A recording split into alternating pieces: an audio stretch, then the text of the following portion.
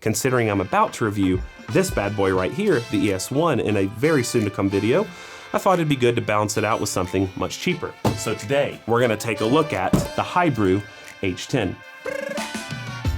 Now I saw this online about what it offers right out of the box, which includes a PID controller, it includes a pressure gauge on the front, it includes pre-infusion that you can change the time of, as well as the capability of doing a room temperature kind of shot of espresso at 25 degrees Celsius. So I thought, it's $270 US, I'll pick one up, and we'll just do kind of a live review of it. All right, plop that top off, boom. User guide, we don't need that. Product warranty card, don't care. Gonna do this. Whee! There we go. Secret tamper. Come out of here. First thing. Single. Oh, ooh, gross. A little pressurized basket. We don't need that.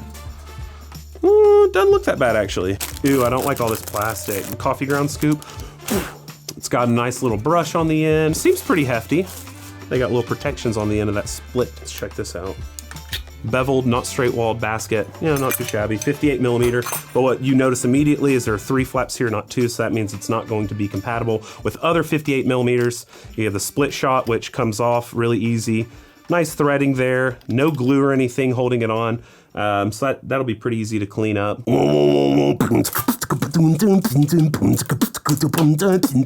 You gotta lube it up with a little bit of that spit. My chaotic style of opening boxes is inspired by the GOAT of YouTube, Casey Neistat. Shout out to you. One day I will do a video with you.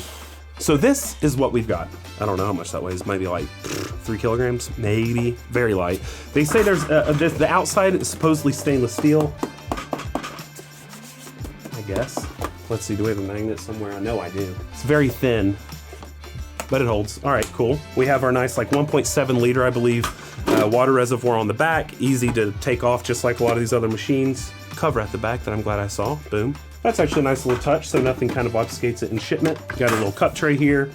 What's interesting about this machine is there is no solenoid valve, which makes sense. Those can be pretty expensive, somewhere around like 40 bucks or something in order to get that into a machine. So to shave costs, there is no solenoid. But I see that as a positive and not necessarily a negative. In a typical machine, a more expensive machine that has a solenoid, when you click stop, you can remove the portafilter without pressurized coffee powder going everywhere.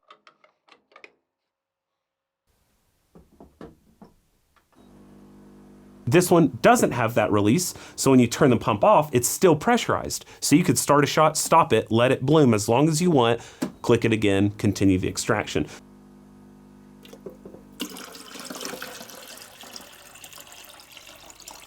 All right, so we've got water in it, we have it plugged in, let's turn on.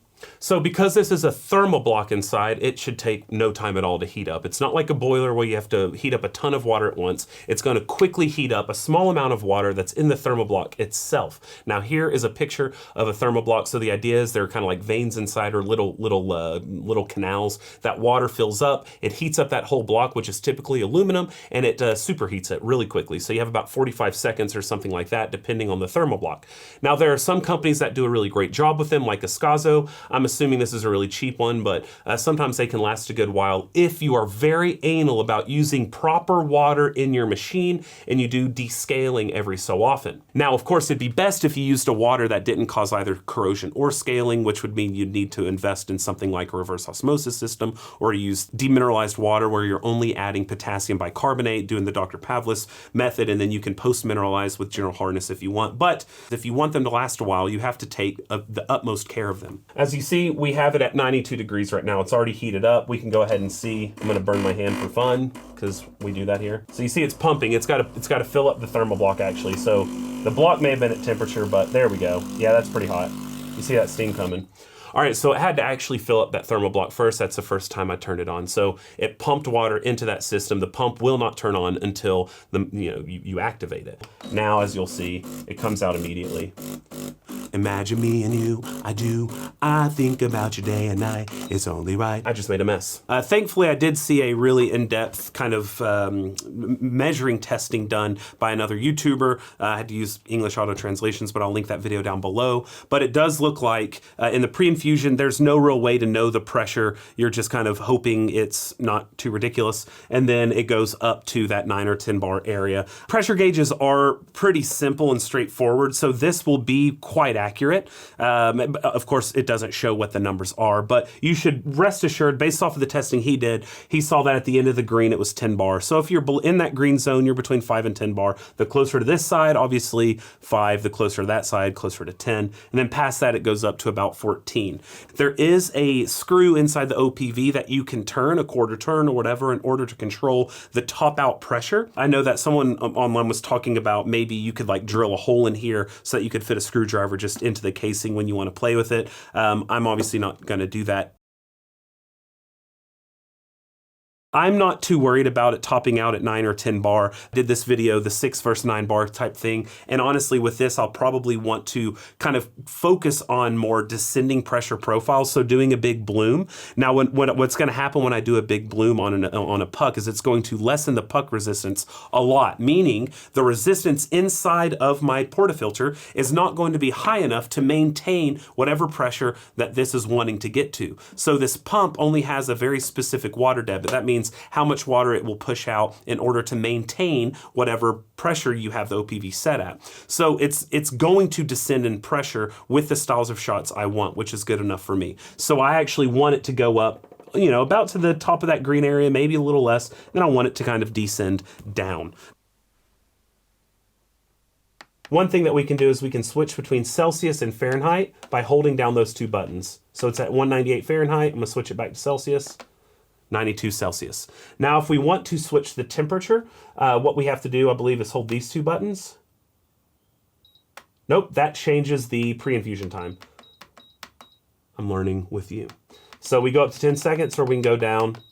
You can go down to 0. That's good. I thought it was 5 to 10. It goes all the way down to 0. So actually, for me, I'm probably going to keep it at 0. Even if it's PID controlled, the slower the water goes through that thermoblock, the hotter the water will get, regardless of what the PID controller is trying to do with it. So in fact, to demonstrate that, what we'll do is this.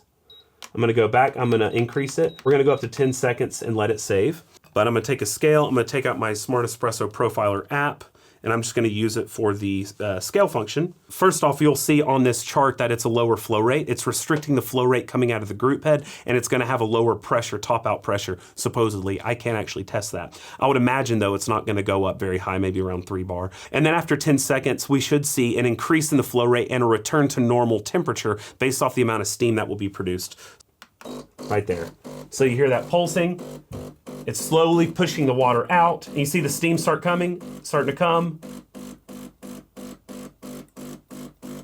Now we're at 10. Okay, so we had about a 2.4 flow rate, 2.3, 2.4 grams a second flow rate during the pre-infusion. Now the pump's natural water debit when it's at full force with this vibratory pump is about 5 grams a second, which is very common. Now I much prefer higher flow pre-infusions. So I'm turning off the pre-infusion completely. I don't think it's gonna help me at all. I don't think it'll help you at all. I think you're better off just starting the shot, allowing the pump at full pressure, full flow, in order to saturate that puck. Maybe when a drop comes out, you stop the shot from going and you let it sit, and that pressure is going to maintain, and you'll see the needle start to dip. And you can, do 10 second, 20 second, 30 second, whatever you want, and then click it back on in order to reintroduce that water at full flow and in order to push the pressure back up. When you open up the steam wand, even if the steam wand's on activated, it is going to take away water that's going to the group, and it's going to splice it off to the steam wand. And this can help you lessen the amount of flow. If you want to do that near the end of an extraction, if the flow rate's too high, you can open up that steam wand. It's going to let off some of the water and slow your flow rate down. Of course, it's going to waste water, but you can always repurpose the water, water your plants after it's cooled down or something along those lines. This is a vibratory pump, so you could dim or modify this, put a nice little knob on here, and you'd have a profiling machine where you can also kill the pump, which is pretty nice. Just know that whenever you are lowering the flow rate using that dimmer, you're going to increase the temperature quite a bit. Now, the person that I referenced whose video is below, he did show that it can get over 100 degrees Celsius whenever you're doing longer pre-infusions. He found 4 seconds to not really affect temperature too badly, but like I said, I'm going to prefer 0 seconds. I don't think the pre-infusion is really worth it on this. I think it's cool that they offer it, especially at this price point, but is it for me? Is it for you? I would say no. Regardless of your roast level, I don't think that is better than just killing the pump. Another control you have is you hold these two together, and now we have the temperature. So I just was one button off. We can go down to 90, and then the next one is boom, 25 degrees. We go back up 90, 91, 92, 93, 94, 95, and that's where it tops out as 95.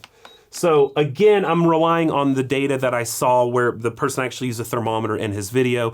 He was saying that at 92 degrees, you have the most kind of efficiency in the thermal equilibrium. So it stays the best there. When it goes down lower, it tends to dip a bit too much. When you go higher than 92, it tends to float up too much. I'm gonna kind of go with that. It's such a small range anyway that I don't think it's super going to matter. Now, if you're doing a really dark roast, maybe I would go all the way down to 90 and we'll call it good there. It's too hot, it's overheated because of me messing around. So actually what we can do is release some of that heat. So of course there's no steam coming out because I didn't actuate the steam, but that can release a lot of that water, get rid of some of that heat, and we're back down to the temperature that we need to be at. Anyway, next up we can change the single cup and double cup amount of liquid, so it's based off milliliters. So single shot, it's at 35. It does in increments of 5 mils. You can go up, we'll just put it at, I don't know, 70. And then the double shot will be even higher. So because they have a single basket, double basket, they're really giving you options for single versus double. We'll hold this down, and then 70, it goes all the way down to 50. You can do a big boy shot on that. You can do 300 milli vanillis right there. This is going to be very inaccurate unless you are using like the same coffee, same grind size. Yes, it has a flow meter, it's very cheap. It is very, very, it's like, it's very, it's that. Whatever that means, that's what it is. So if you're like this is my blend I use all the time, it'll work until, that coffee starts to age, and then you may need to change it a bit. But, it's cool that they offer that, right? On a sub 300 machine, getting volumetrics, it's not a bad thing. Woo, that's fun. Now we can also change the temperature of the steam, which is pretty nuts. So it goes down to 125 all the way up to 150. I'm gonna do 135. And then in order to see the steam, you click the steam. It has to superheat that thermal block. Takes about 15 seconds. You get these nice little dancing hyphens, which is fun to kind of watch, a little mesmerizing. Whee! When will they stop? They never do. And there we go. We're at temperature. So now we purge out the water that was stuck in there from earlier. And there we go. We got our steam. Now this is a single whole steam tip. You can hear that pump going. Like that. Nice. Okay. So now we want to get back to this. We're too hot, so I'm just going to release temperature here. It's slowly turning back to water. You're going to waste a lot of water doing that because we're going from 130 down to 92. Now we're back at temperature, and I'm soaking wet, so thank you, Ugo, for always watching out. So if you're doing a lot of shots back to back, it's obviously not ideal to pull, then steam, then pull, then steam, because you're going to waste a ton of water. Instead, I'd recommend pull, pull, pull, pull, pull, then steam, steam, steam, steam, steam. So there you go. We have an actual steel tamper here with a wooden handle as opposed to a plastic one. These are stamped baskets, so who knows how good it's going to be. They're pretty uneven in how they are cut out. But anyway, let's pull some other baskets. This is a 20 gram BST. Let's see if it fits in here just fine. It does. This is a IMS. Fits. Spring is too tight. I'm just going to take that out. That fits. Let's see if it fits in here. Yep. The Swarks fits in there just fine. So fancy baskets, not a problem in here. Get this spring back in. Oh, we have the decent 18 gram basket. Let's get these out of the way. Leave my sight. Okay. All right, let's do this shot. I'm gonna start the timer here as well because this is gonna shut off and restart the timer. So I'm gonna let it go. Once I see it hit that red area, I'm gonna turn it off. I found right when it gets into the red area, that's right before it starts dripping. We should see a drop here in a second. Come on now. There we go. So I know that the puck was saturated. I found out the right time for it in order to do that. I'm gonna let the pressure drop all the way down to that white area, which is close to 30 seconds. So we're at 28, 29, and I'm gonna reactuate the pump.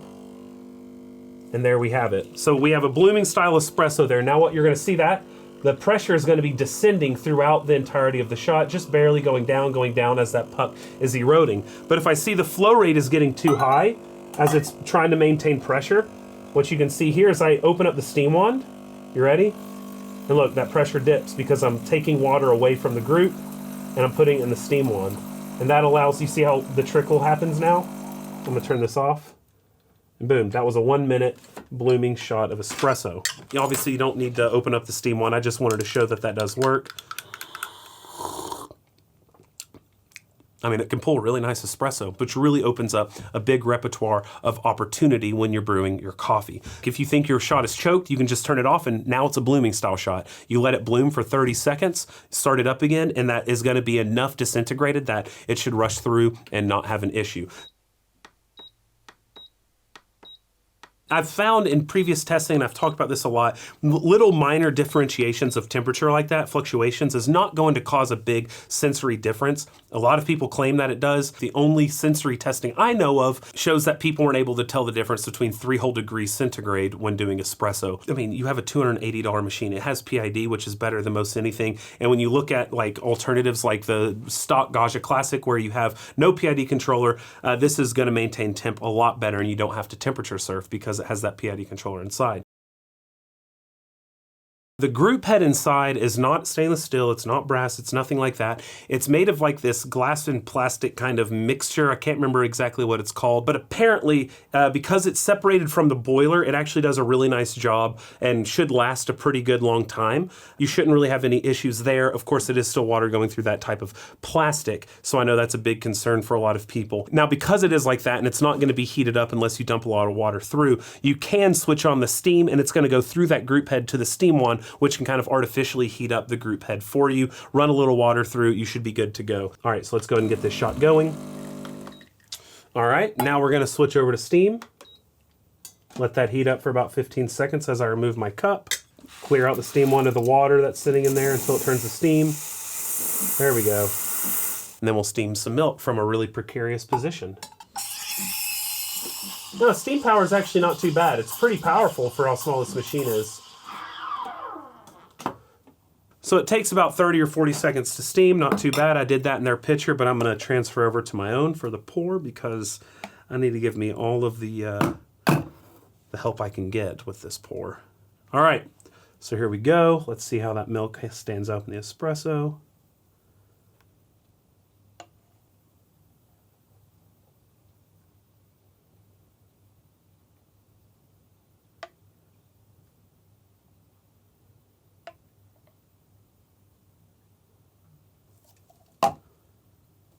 And there you have it. Very silky milky, good shot of espresso with this darker roasted coffee, and you get cappuccinos for days with that bad boy. We're gonna do a cold espresso shot and see how that tastes. So now I've got the portafilter loaded, ready for the 25-degree shot. I have espresso fine ground coffee in here, and I'm expecting it to do something similar to what the drink Ozma, declared it was doing, which is something along the lines of acoustic cavitation, if that's actually happening. I think it's just a pump pushing lukewarm water through a puck of coffee. But we'll see what happens. I've got my probe here just to see what that final temp is in the glass. I think I see what's happening here. The same thing's happening here that was happening earlier, which is it's getting hotter because it's going through that thermoblock and it's slowing down the flow coming out. I think if it was a free flow, it would be a cooler shot, but it seems like it's just brewing at about 60 degrees. That leads me to one more experiment I must try. So let's see what this temp is. 38, 39 degrees, which is telling me it was probably a brew temperature of about 50, 60 degrees. Now, a way to test that is we'll just take a cup and I'm just gonna put some free-flowing 25-degree water in here. I already purged it out to get the hot water out. So let's see what this actually measures at in the cup. That's about 33. Now we've purged out even more.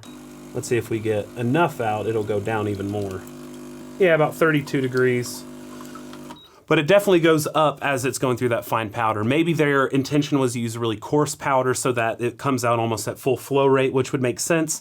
I don't feel like testing that right now because honestly, that's not as interesting to me. What's interesting to me though, is to set the temperature at 25 and then do a proper espresso where the first bit is gonna come out at about that 50, 60 degrees, bloom it at that, and then during the bloom time, I'm gonna switch it back up to 92. Maybe we can get a bit of a Samo bloom, a little bit of that extract chill type of thing going on where we retain volatiles early on.